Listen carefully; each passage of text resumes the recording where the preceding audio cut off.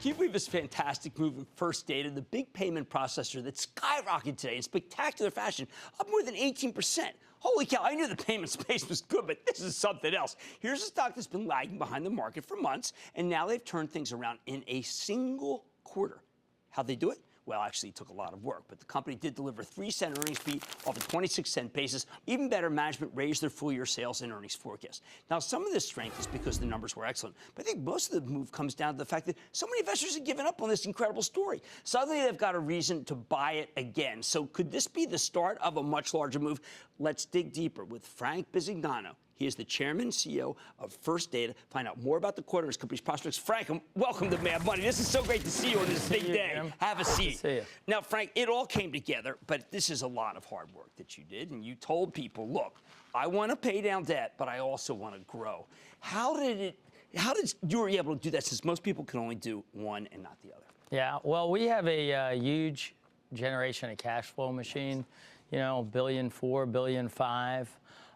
We were paying down debt. We've paid down more than $6 billion in debt since I've been here. And it was very important to make a turn and buy Card Connect, buy BluePay. Those were fast growth companies in a fast growth area, and they've paid off handsomely. All right, tell people what those did, because I've got to tell you, $18, $19 stock, a lot of our viewers are going to be very excited, but I want them to do the homework. Yeah. So we're a large merchant acquirer. We sit in a lot of different spaces. We own a debit network. We have an issuing business. But in the merchant acquiring business, we were predominantly a bank partner. And our banks are the best in the league. They're the best partners. But there were other areas to grow. And one was providing payment services to software vendors. Both Card Connect and BluePay did it. One in the e-commerce area and one in the card present area. Both were leaders. We went and bought both those properties. They were double-digit growers. Incredible. And we brought their capability into the rest of our company and consolidated a lot of the business, and now have those assets helping the rest of the company grow. You had some big share take. I thought that many of our viewers would know Lyft, but they might not know this millennial spa and salon, but they're both big wins, right? They are. They are. We had a series of ISV wins that ultimately we win the business of the software vendor, and then all the people they're providing to it, the individual spas and salons that they service, tens of thousands globally, we will provide all our payment processing to. The beauty of those is they're not in our numbers yet. We've won it. We've won it, and we have runway in front of us. I wish the analyst had asked you. I think your security business is best in class. Some of these merchants have had a lot of stuff stolen, a lot of cards broken into. You can do a lot to stop that. Yeah, we've spent a lot in building out our security discipline. We treat it as a separate business. We provide it to our merchants, but we also have created products on the front end. One called Fraud Detect that helps large merchants know when the card's being swiped, is it fraudulent?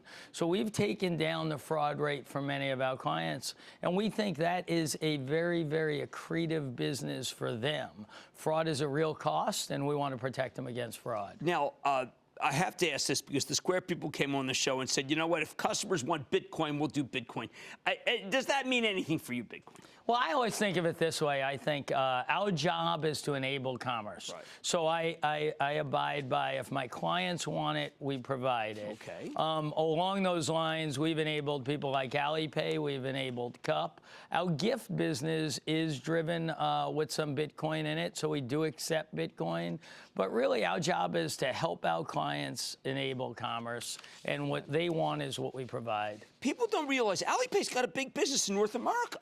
And that's yours now, right? They do, yes. 35,000? Yes, yes. And we believe that enabling these payment systems actually allows commerce to happen better for the businesses in America. Help them do more business. That's our main motto. But the international business is probably your fastest grower. How big can that get? Well, you know, that business has been a complete growth business for us. We're growing in Latin America. We're growing in Asia Pac. There were places that the company 4 years ago did not focus and did not invest in. We've invested a lot. It's growing 15%, and we see that very, very sustainable. We believe you'll hear us continue to talk about wins and market share gains in those markets. Asia Pac, EMEA, and Latin America. Now, one of the things that people started doing is they were shorts leaning against you, guys bailing because the 10-year went to 3%.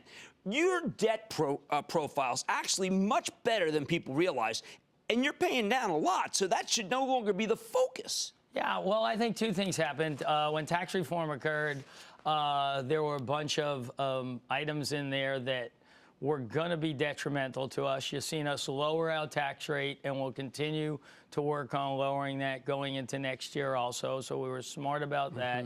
I think that penalized us a little bit. And then there was the issue of interest. But we are very, very fixed interest. Right, and drawn out, not near term.